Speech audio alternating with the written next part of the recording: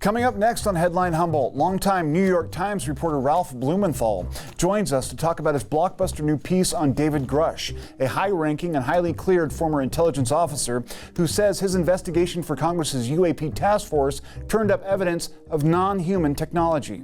We'll also speak with Dr. Bob McGuire about what this means and why these allegations are potentially transformative.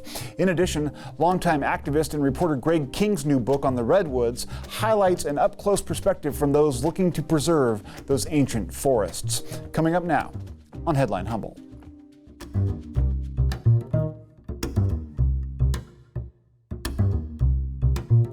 From the top of Humboldt Hill, this is Headline Humboldt. I'm James Faulk. Thanks for joining us. On this show, I try hard every week to find subjects that are compelling and informative for our viewers. Some shows are better than others, obviously, and most episodes focus almost exclusively on local content. We do, however, occasionally stretch out to cover national or international news that we believe matters to folks on the North Coast. Tonight's episode will be one of the latter. We're thrilled to have Ralph Blumenthal, a reporter who worked for more than 40 years at the New York Times, on the show to talk about his latest blockbuster story on UAPs. We'll also hear from Dr. Bob McGuire, a longtime member of the U.S. intelligence community and a well-known scientist. Blumenthal and his reporting partner Leslie Keene published a story this week in The Debrief, an online science news outlet, unveiling astounding assertions from whistleblower David Grush. Grush is a highly ranked and highly cleared former intelligence officer who claims that while investigating unidentified anomalous phenomenon for Congress, he was repeatedly told by multiple sources that the U.S. and other governments have recovered non-human craft. He testified to this in front of Congress and in front of the intelligence community's Inspector General. Lying to either one is a serious and prosecutable crime that could end him up in federal prison. The Inspector General determined his claims to be serious and credible. Blumenthal and I spoke via Zoom 2 days ago, and he explained why he and so many others take Grush's claims very seriously. He's on the record, which makes him unusual in this field right to begin with. So many people talk on background, especially people who come from the government with high security clearances. So he is a former intelligence official. He left just a few weeks ago in April with a long record of service, the National Geospatial Intelligence Agency, the National Reconnaissance Office, service in Afghanistan. He was a representative on the UAP task force. So he's in a position to get a lot of important information. He also made an official complaint, whistleblower complaint, which we got on the record. He got his comments approved for us from the Pentagon, the Office of Pre-Publication Review. So what makes him different in the first instance is that he came forward under his own name and his credentials check out. We have people in the story, named people in high positions vouching for him on the record. Everything's on the record in this story. Nothing has to be taken on faith. We lay it all out, why we find him credible. So I mean that's basically it. We check out all the information we get. We get a lot of information we don't publish, Leslie and I. But in this field, we think it's very important to publish stuff, with named sources where you can, vet them. And starting with Lou Elizondo in 2017, the former head of the Pentagon UFO office, UAP office. So anyway, we have a history of this, and we found him eminently credible. Yeah. Can you describe a little bit? I mean, he went to the Inspector General with his complaints, and he told them this stuff. He's at risk if he's lying, right? I mean, this is not something where if he can make up stories and dance, for attention. This is really he could be put in prison if it comes out that he's ultimately not. That's right. He submitted a statement under oath. I mean, he put his name to this in a legal document, and also he's represented by a former intelligence community inspector general. The man who was the first inspector general of the intelligence community is his lawyer. So you would think he wouldn't represent a client who was, fabricating. Absolutely. One of the other things that people keep saying is that, okay, if all of this was so deeply buried and classified, how can he just come out and say that there's a back engineering program? Wouldn't that itself be classified?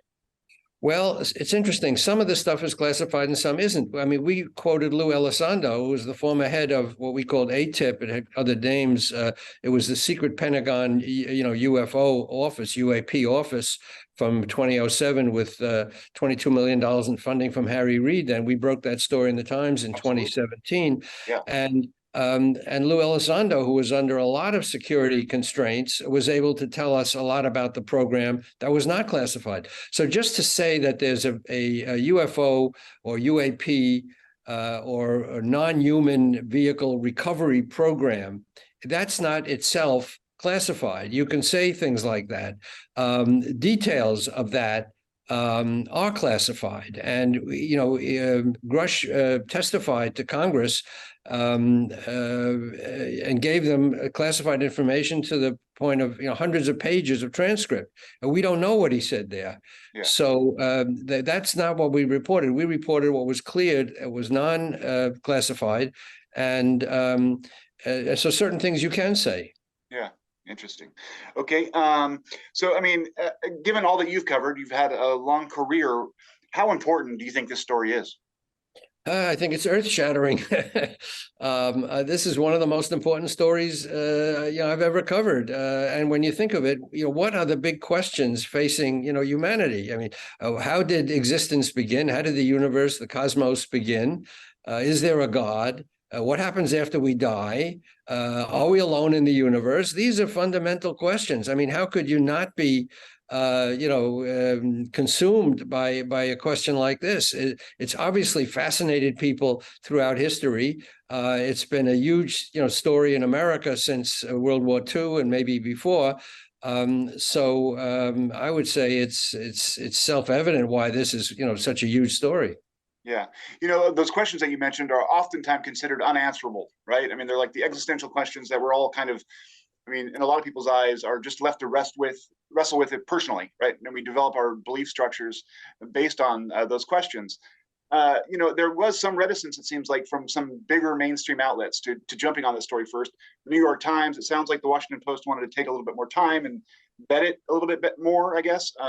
But do you think that the fact that it's going at those existential questions is the reason why they're reluctant to get on the back? No, I think, look, I spent 45 years at the New York Times, and I know the processes that go into greenlighting a big story. We went to them early on with, the story as we were putting it together. It wasn't the final version, and they passed on it. We've written stories for them. They broke our big story in 2017. We've written other stories for them since then on the same subject. This one, they didn't go for it that time. We were talking to the Washington Post. They were very interested in the story.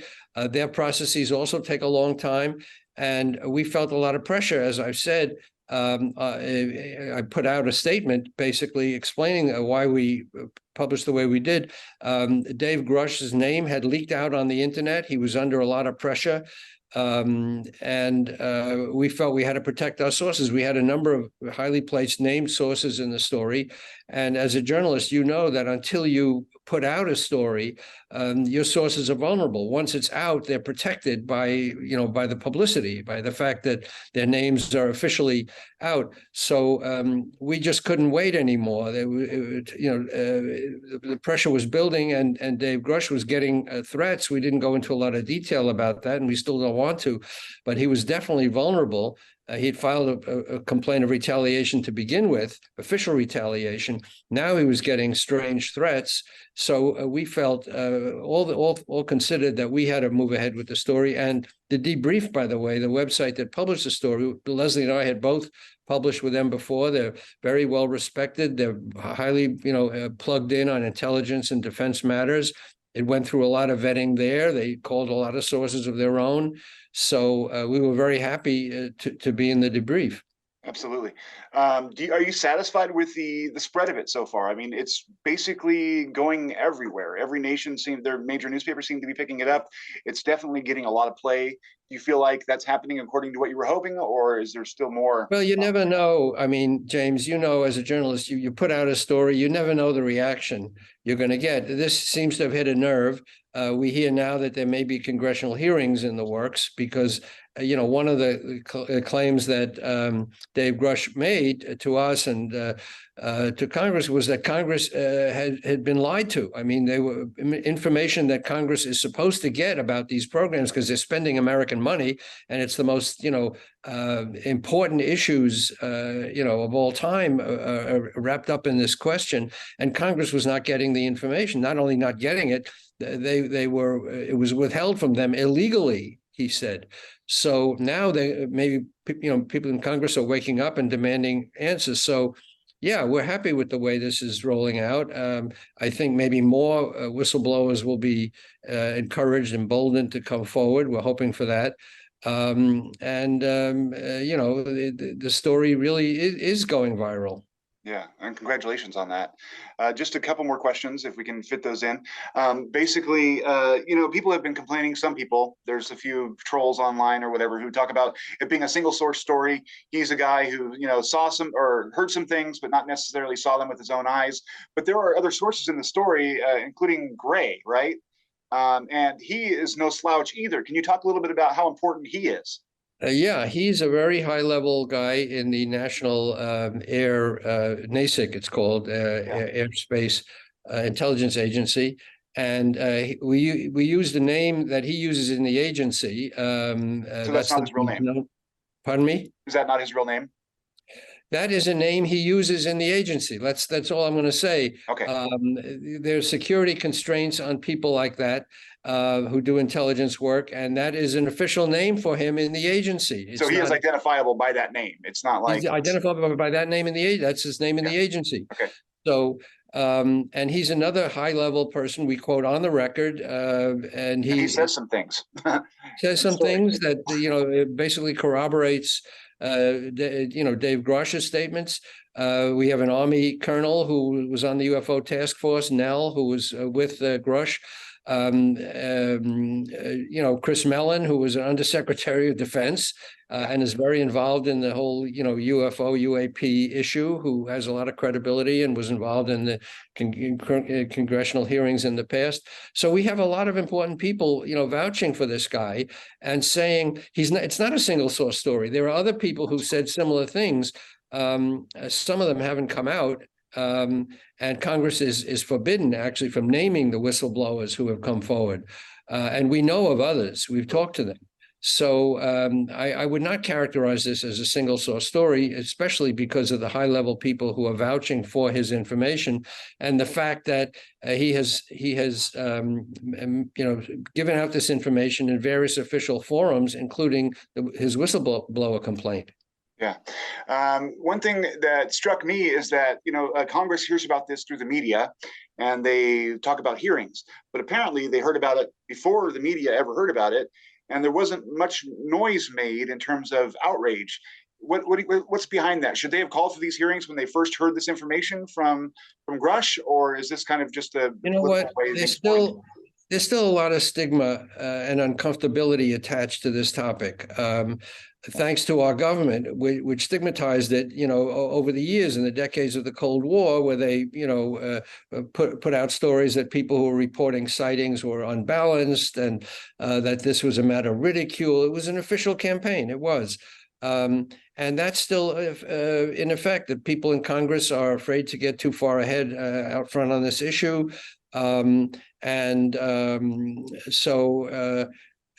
Perhaps there was some reluctance from the beginning when he first made his comments. Now that it's been laid out there, and I guess it's given some people courage, and they're coming forward now that it's a public issue, and they're being asked by constituents, well, why haven't you reacted to this? This is important stuff. And maybe that's given them some courage. But that's where it is. Joining us now in studio is Dr. Bob McGuire, a scientist and PhD who has worked for the U.S. intelligence community for 27 years. Thanks for joining us, Bob. I'm happy to be here. So, let's start with the basic question, sort of the same question I asked Ralph, is that what makes this different than all the other previous allegations that we've heard? There's a long history of people coming forward, but this one really sticks. Why is that? was extremely credible credentials, and he went in and testified under oath. And one thing Ralph did not mention, what I will mention, the rarest bird around in the intelligence community is the person who goes and tells the President of the United States the presidential daily briefing. This guy did that. He was trusted to go and tell the president the important things every day on behalf of the intelligence community. This is a serious player, serious actor, and his story is credible. That's one thing. The other thing is he has obeyed the rules. He followed them to the letter.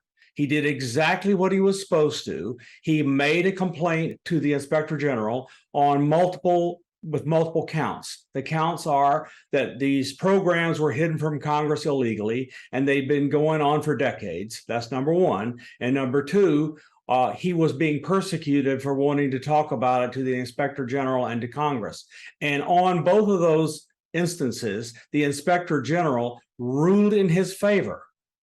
This means the Inspector General, who has access to anything they want, they get access to, has come down on the side of his accusations are credible and need to be investigated. So the important thing is he gave to the Inspector General and to the intelligence community committees, the governing committees of the intelligence community in House and Senate, he gave them a prescription, a detailed list of names, places, etc., names of programs, names of individuals that they could subpoena, put under oath, and find out whether any of this is true or not just by doing their job. Yeah. Thanks for pointing that out. That's a clarification that was made a little bit earlier also in The Hill, where this is not, they didn't determine it to be serious and credible, just his allegations of, reprisal, but also the portion having to do with the UFO programs, which is... And he knows them and names them and told them. Yeah. One of the questions that I keep hearing from folks, or doubts, I guess I would say, is that there's no photos or there's no documents. And they say, well, until we see photos, then we can't really take this seriously. But the photos are classified. So that's that's a rock and a hard place, right? How do we get past that? Well, the thing you're showing right now was classified until it wasn't. Yeah. So Lou Elizondo and Christopher Mellon worked out how to get these things unclassified and released for publication. And that's why we know there is a UFO program. Yeah. So he gave lots of evidence to the committees. Some of it may, in fact, be photos. Some of it may, in fact, be videos. Some of it are names of programs. Some of this are locations of the craft and other things. So I think we just need to wait until Congress decides what level of disclosure they will make based on their investigations. Now, we talked a little bit about this before the show, but I mean, for a lot of people, the idea that there might be this tens of billion-dollar program to back engineer alien craft when for, generations the government said we have no evidence of such things, doesn't that undermine our faith in government, or should it? I believe the government should not lie like this to the people. Now, the context is really important. This was begun in the height of our contest with the Soviet Union in the 1940s when they were taking over Eastern Europe. And we really did believe inside the government that we would be at nuclear war with Russia at any moment. So secrecy was paramount. We didn't want them to get access to how these vehicles worked before we got access to how these vehicles worked. So they just began then, and now it's really hard to back out of it, given all of the horrible things that were done to keep it secret. So I believe the secrecy was felt to be needed in the beginning, but it's outlived its usefulness. It's in the way of making progress, and in fact, it sows seeds of distrust in our government. Now, there's been some talk that some people might even be subject to prosecution if this turns out to be true. Do you feel like there should be sort of a universal, forgiveness program, or should some people be made to pay a higher price?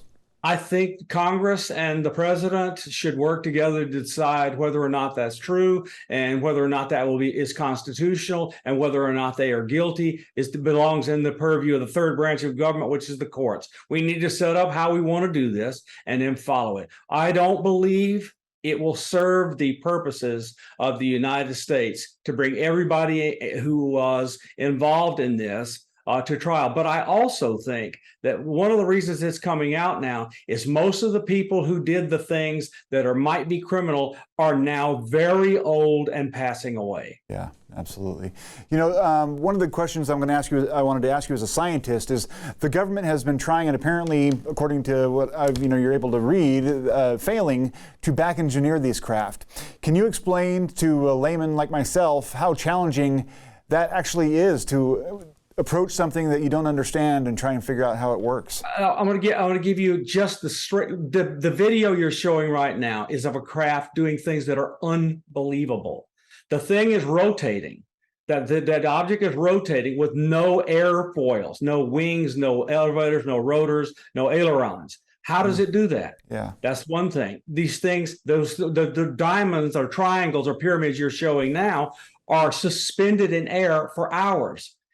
Our physics says that would take an unbelievable amount of energy to pull off the things they're doing. And that rotation you just showed from that glowing craft, no one knows how to do that. Our physics doesn't allow it. So there's things that we're going to learn. And what I suspect is true, given the logical implication of what I know, that once we learn how these craft work and how they operate and how they fly, we will be free from expensive energy. So all the oil and coal companies in the world will become a thing of the past because the energy that we're giving from these things, because they're not throwing off heat to use that energy, that means they found a way to do the energy that is really different from anything before, that our current physics says is actually impossible, and we won't need anything of the way like fossil fuels or nuclear fuels to produce the energy we need. So energy becomes free. From your lips to God's ears, right? Yeah. One of the questions raised by this story also is whether Arrow is playing straight with both Congress and the American people. Now, I understand there are some limits to its authority. Can you explain for us why Arrow may not have had access to some of these secrets? Sure. There are two types of major authority that Arrow needs. It needs Title 10 and Title 50 access. So one governs intelligence activities and one governs military activities. So they're not able to go in and get access to the military stuff because they're operating right now from inside the intelligence community. So they need access to all of it to go to the bottom of these programs. And I don't think there's enough thought about where in civilian agencies data may be stored. The Department of Energy is also a place where the part of this data might be stored and things might be worked on, like at the national laboratories. Arrow needs all the authorities it could possibly need to go and search anywhere for this stuff because it has been hidden by people who were very careful about how to do it. Now, the other thing is the National Defense Authorization Act, under which the Pentagon operates. Is now got a codicil in it where anyone in the intelligence community and anyone in the Pentagon who has information is released from their non-disclosure agreements for the purposes of testifying before Congress. So people under the new rules, the new laws, don't have to keep their secrets when they're talking to Congress. And so I guess it becomes doubly important. I mean, Grush claims that he was retaliated against. I mean, isn't this a test of whether or not that system is actually working if these people who held him accountable get held accountable? If we can't protect him, no one will trust it. If we protect him, and so far it looks like it's working. And the reason I say that is if the Pentagon, Susan Goff is a miracle worker, public relations office. She's about as good as they get. And she released this statement that says he is talking based on our release. And so we don't say what he says is true, but we say can say what he's saying. Yeah, absolutely. So as long as he's careful, they are under this watchful eye of the Inspector General, and they're letting him talk. Last question, and I was told to ask this by some very influential people on Twitter. Do you still stand by your prediction that broad disclosure, will happen by Thanksgiving? I really believe that the cadre of people inside the government that are trying to end this secrecy and want it on the agenda for the presidential election, which is kind of starting, but really kicks off after Thanksgiving. So I think it's important that this be on the debate stage when we have two or three presidential candidates. I think that's what's going on. And so this is the beginning of disclosure right here. Lots more stuff is needed. Yep. All right, Bob, that's all our time for today. I really appreciate you coming on the show and doing this. Thank you. Thank you. We'll be right back after this short break. Friends and supporters of Keat TV, we are calling all who have a passion for public television on the North Coast. Keat is looking for a diverse group of people to join its Community Advisory Board, or CAB. CAB members play an advising role to management and act as Keat's ambassadors within the community. Meetings are held quarterly on Zoom. Go to keat.org, find the link for CAB, and get involved today. We look forward to meeting you. A local author is telling the political and economic history of the Redwoods. In his new book, The Ghost Forest, Arcata resident Greg King documents land fraud in the 1880s. These were well-known land frauds involving a Scottish syndicate and a San Francisco cartel and a group of key individuals here in Humboldt County who put together this land fraud by hiring dummy entrymen to act as if they were getting the 160-acre land grants when in fact they would put them in their name and turn them over to these cartels, which would consolidate them for industry. And then it focuses quite a bit on the foundation, the establishment of Save the Redwoods League in 1917. The League began and was operated as a tool of industry to make sure that not too much redwood was protected. Redwood went into a myriad of products, huge redwood stave pipes, which conveyed water, and some of them conveyed oil, and redwood tanks.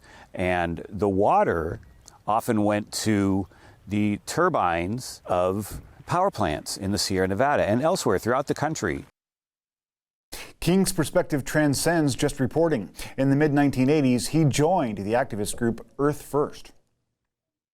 The way that our work changed history was by contributing to a national Earth First movement that had grown out of an extreme frustration with the inability of mainstream environmental groups to actually save wildlands. And because we were dangling 150 feet up in the trees and blockading logging trucks and bulldozers and things like that, it got a lot of juice in the media. The state of the redwoods today are a bit beleaguered. And then when you look at the two companies that own half the redwood biome. They own 1 million acres together. That would be the Humboldt Redwood and Mendocino Redwood companies and Green Diamond. We're not seeing the protections that these ecosystems need, especially when we're looking at the continuing decline of the marbled murrelet, say, and Chinook and coho salmon. Green Diamond in particular is an extremely heavy cutter, and they use herbicides, and they've created a monoculture. The best logging in the redwoods, and perhaps in the world, occurs right here in Arcata, in the Arcata Community Forest by the city of Arcata. They are growing big trees. They're getting more money for their excellent saw logs. It is a resource that is benefiting the city, and there are jobs. The event for the book launch for the Ghost Forest is June 10th. It's a Saturday. It's at the Arcata Playhouse at 7 o'clock. And it will be a presentation with visuals. Remember that our annual Spring Pledge Drive continues until Sunday night. We've done things a bit different this time around by sticking with much of our regular programming and trusting our viewers to call in. So far, you haven't disappointed. We've raised $3,100 toward our $5,000 goal. If you like this approach and shows like ours, remember to give. Also, if you're watching the show on YouTube, please like and subscribe. Stay tuned, stay informed.